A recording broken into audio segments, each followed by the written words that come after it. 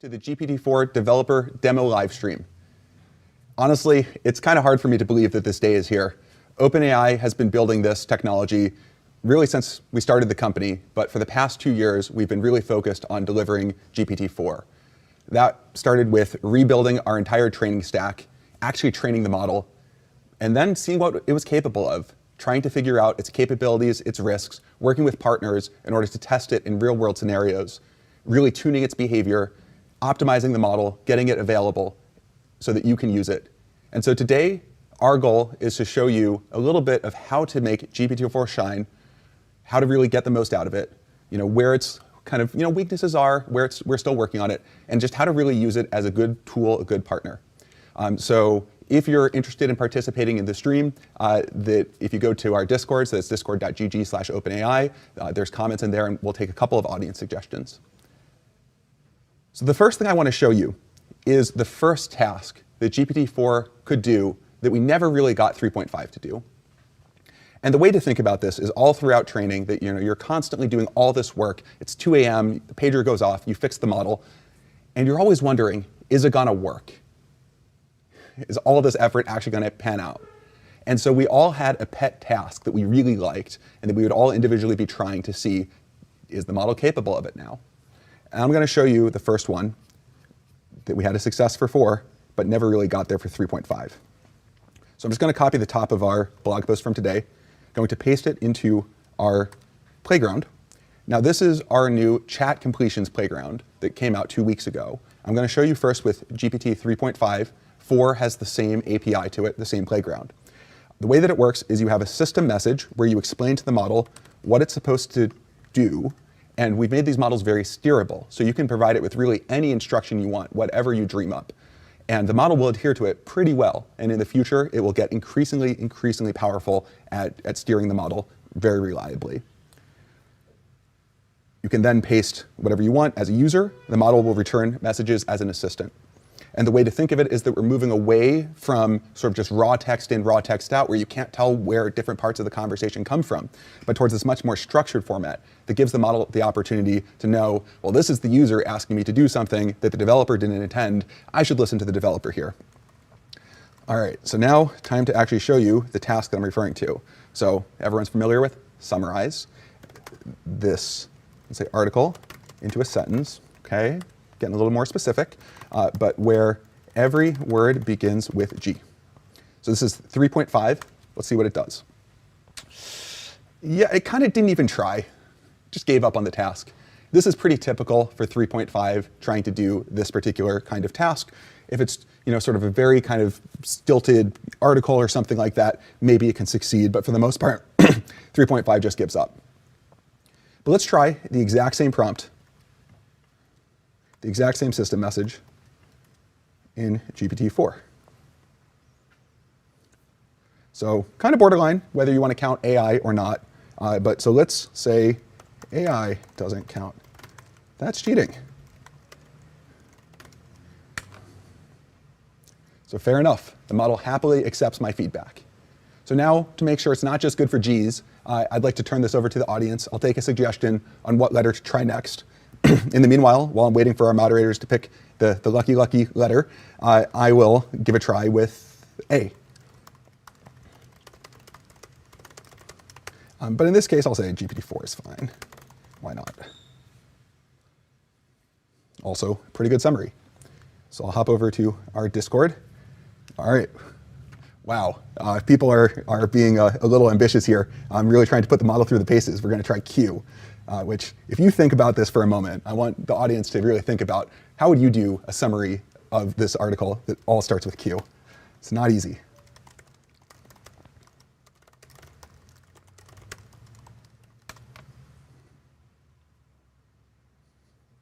It's pretty good. That's pretty good. All right, so I've shown you summarizing an existing article. I want to show you how you can flexibly combine ideas between different articles. So I'm going to take this article that was on Hacker News yesterday, copy paste it into the same conversation, so it has all the context of what we were just doing. I'm going to say, find one common theme between this article and the GPT-4 blog. So this is an article about Pinecone, which is a Python web app development framework, and it's making the technology more accessible, user-friendly. If you don't think that was insightful enough, you can always give some feedback and say, that was not insightful enough. Please. No, I'll just leave it there. Leave it up to the model to decide. So bridging the gap between powerful technologies and practical applications. Seems not bad. And of course, you can ask for any other kind of task you want using its flexible language understanding and synthesis. You can ask for something like, now turn the GPT-4 blog post into a rhyming poem.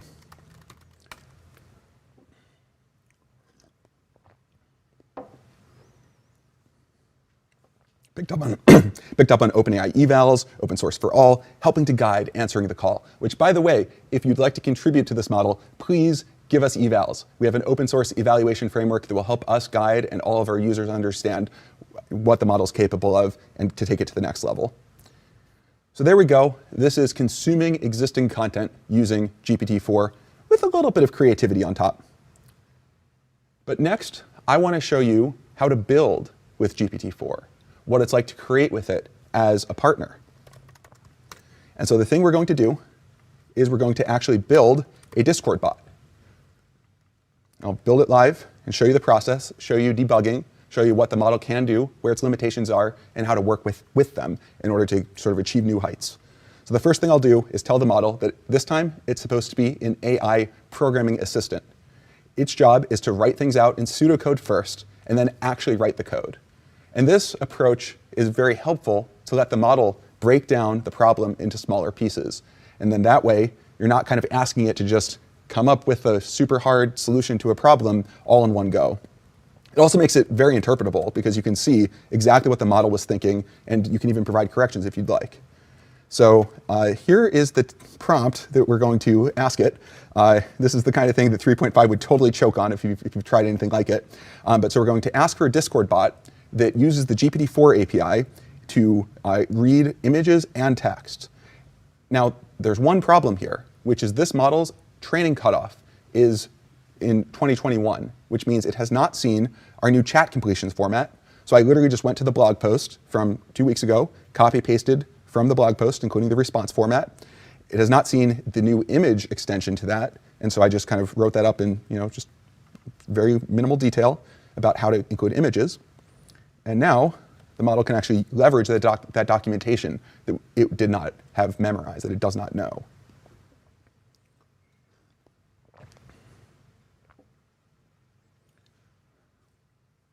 And in general, these models are very good at using information that it's been trained on in new ways and synthesizing new content. And you can see that right here, that it actually wrote an entirely new bot. Now, let's actually see if this bot is going to work in practice. So you should always look through the code to get a sense of what it does. Don't run untrusted code from humans or from AIs. And one thing to note is that the Discord API has changed a lot over time, and particularly that there's one feature that has changed a lot since this model was trained. Give it a try. In fact, yes, we are missing the intents keyword. This is something that came out in 2020. So the model does know it exists, but it doesn't know which version of the Discord API we're using. So are we out of luck? Well, not quite. We can just simply paste to the model exactly the error message. Not even going to say, hey, this is from running your code. Could you please fix it? We'll just let it run. And the model says, oh yeah, whoops, the intents argument. Here's the correct code. Now let's give this a try. Once again, kind of making sure that we understand what the code is doing.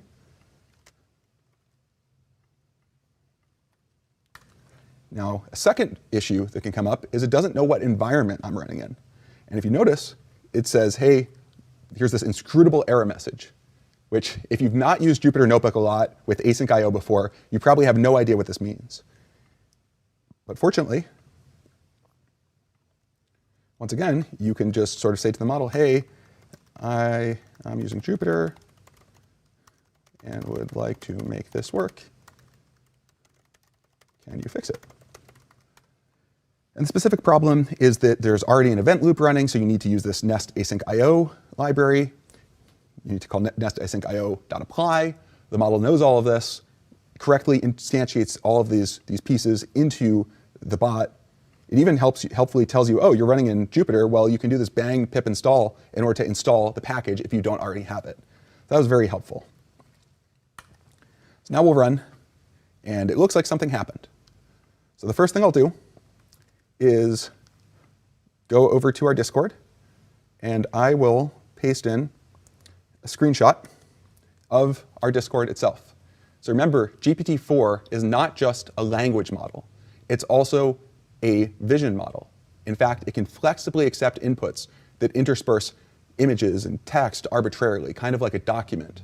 Now, the image feature is in preview, so this is going to be a little sneak peek. It's not yet publicly available. It's something we're working with one partner called Be My Eyes in order to really start to develop it and get it ready for prime time. But you can ask anything you like. For example, I can't, I'll say GPT-4, hello world, can you describe this image in painstaking detail? All right, which first of all, think of how you would do this yourself. There's a lot of different things you could latch onto, a lot of different pieces of the system you could describe. And we can go over to the actual code and we can see that, yep, we in fact received the message, have formatted an appropriate request for our API. And now we wait, because one of the things we have to do is we have to make the system faster. That's one of the things that we're working on optimizing. In the meanwhile, I just want to say to the audience that's watching, we'll take an audience request next. So if you have an image and a task you'd like to accomplish, please submit that to the Discord. Our moderators will pick one that we'll run. So you can see that the Discord, oh, it looks like we have a response. Perfect. So it's a screenshot of a Discord application interface. Pretty good. Did not even describe it. It knows that it's Discord. There's probably Discord written there somewhere where it just kind of knows this from prior experience. Server icon labeled GPT-4 describes the interface in great detail. Talks about all the people telling me that I'm supposed to do Q. Very, very kind audience.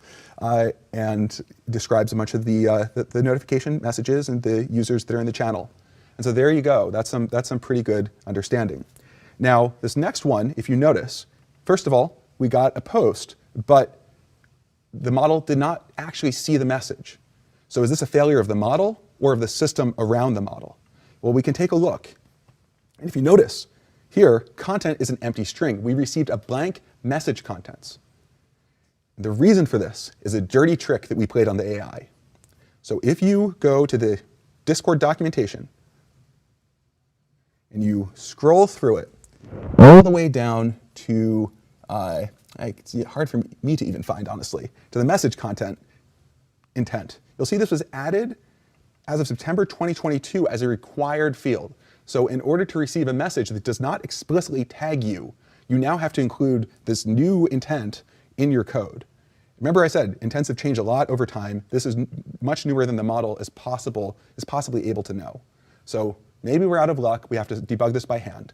But once again, we can try to use GPT-4's language understanding capabilities to solve this. Now keep in mind, this is a document of I think this is 10,000, 15,000 words, something like that. It's not formatted very well. This is literally a Command-A copy-paste. This is what it's supposed to parse through to find in the middle of that document that, oh yeah, message contents, that's required now. But let's see if it can do it. So we will ask for, I am receiving blank message contents. Why could this be happening? How do I fix it? So one thing that's new about GPT-4 is context length. 32,000 tokens is kind of the upper limit that we support right now. And the model is able to flexibly use long documents. It's something we're still optimizing, so we recommend trying it out, but not necessarily sort of really scaling it up just yet, unless you have an application that really benefits from it. So if you're really interested in long context, please let us know. We want to see what kinds of applications it unlocks. But if you see, it says, oh yeah, message content intent was not enabled. And so you could either ask the model to write some code for you, or you could actually just, do it the old-fashioned way. Either way is fine. I think that this is an augmenting tool, makes you much more productive, but it's still important that you are in the driver's seat and are the manager and knows what's going on. So now we're connected once again. And Boris, would you like to rerun the message?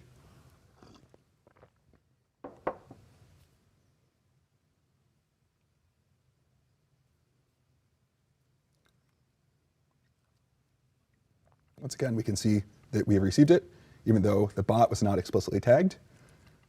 Seems like a pretty good description. Interesting. This is an interesting image, actually. It looks like it's a Dolly generated one. And let's actually try this one as well.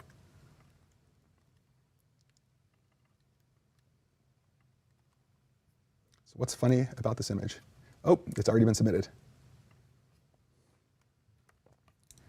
So once again, we can verify that it's making the right API calls. Squirrels do typically eat nuts. We don't expect them to use a camera or act like a human. So I think that's a pretty good explanation of why that image is funny. So I'm going to show you one more example of what you can do with this model.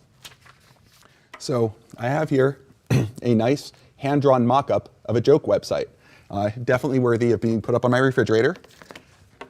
So I'm just going to take out my phone, literally take a photo of this mock-up, and then I'm going to send it to our Discord.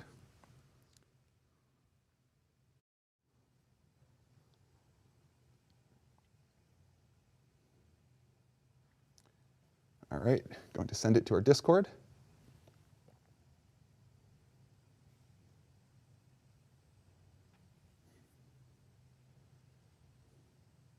And this is, of course, the rockiest part, making sure that we actually send it to the right channel. Which, in fact, I think maybe I did not. Sent it to the wrong channel. It's funny, it's always the sort of non-AI parts of these demos that are the hardest part to do.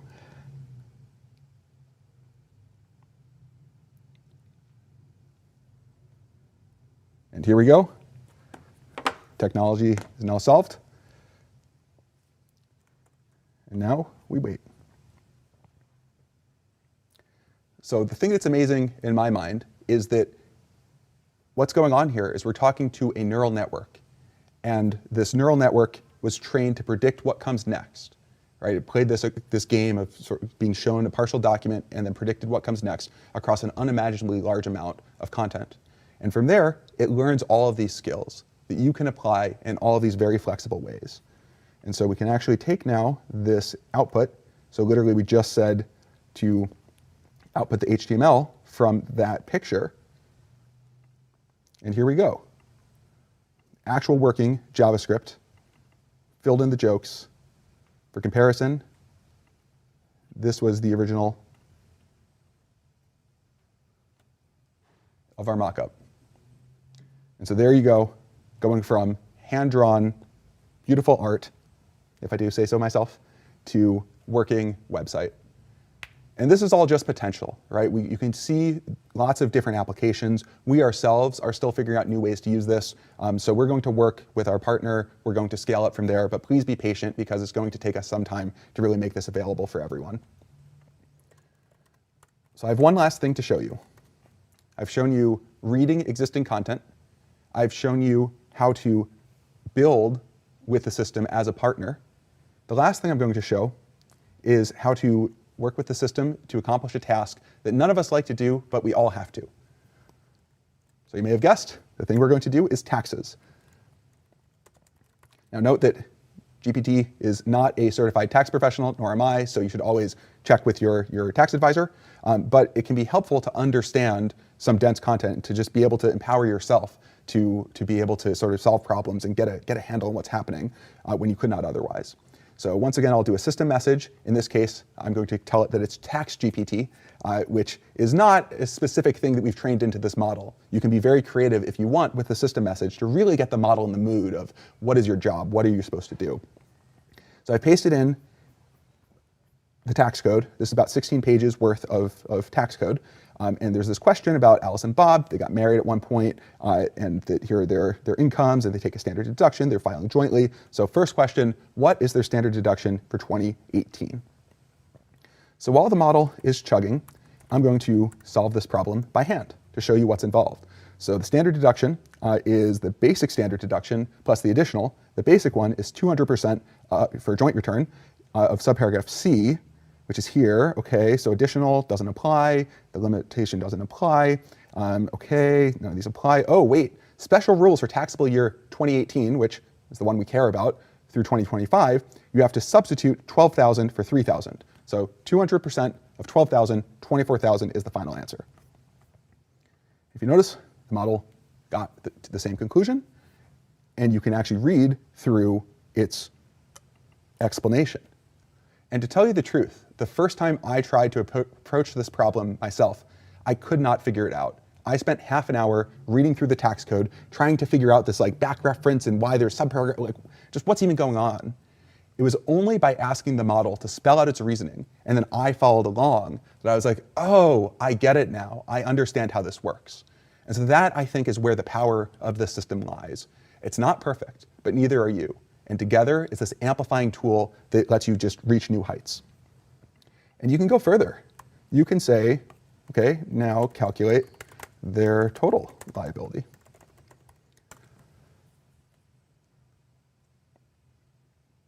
And here we go. It's doing the calculation.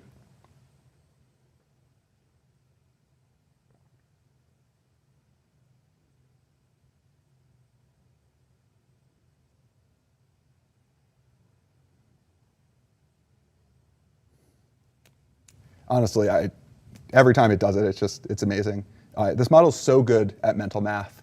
It's way, way better than I am at mental math. It's not hooked up to a calculator. Like that's another way that you could really try to enhance these systems. But it has these raw capabilities that are so flexible. It doesn't care if it's code, it doesn't care if it's language, it doesn't care if it's tax. All of these capabilities in one system that can be applied towards the problem that you care about, towards your application, towards whatever you build. And so to end it, the final thing that I will show is a little other dose of creativity, which is now summarize this problem into a rhyming poem.